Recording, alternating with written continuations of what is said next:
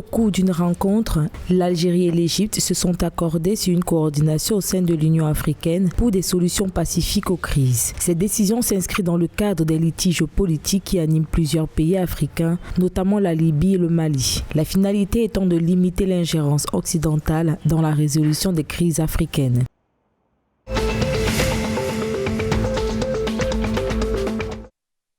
Ce 18 janvier 2022 en Tunisie, 21 organisations de défense des droits ont estimé que le droit de liberté est en plein déclin. Cette déclaration fait suite à la répression de manifestations ayant animé la Tunisie la semaine dernière. Selon le syndicat national des journalistes tunisiens, les libertés sont menacées et font face à un péril imminent.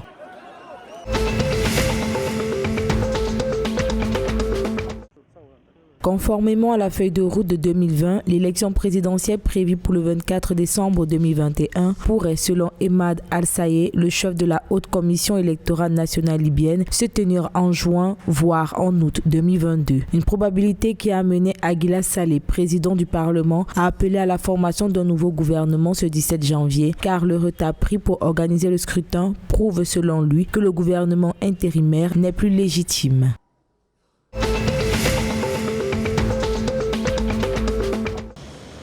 Au Maroc, la réalisation de la voie ferrée reliant Marrakech et Agadir est l'une des priorités du plan de l'Office national de chemin de fer. Le ministère du Transport et de la Logistique a souligné que ce branchement requiert la mobilisation financière de près de 50 milliards de dirhams, ajoutant que la programmation du projet est tributaire de la recherche des solutions appropriées pour le financer. Rappelons que le plan ONCF vise à réaliser 1300 km de nouvelles lignes à grande vitesse et 3800 km de lignes classiques, ce qui permettra de relier 43 villes marocaines.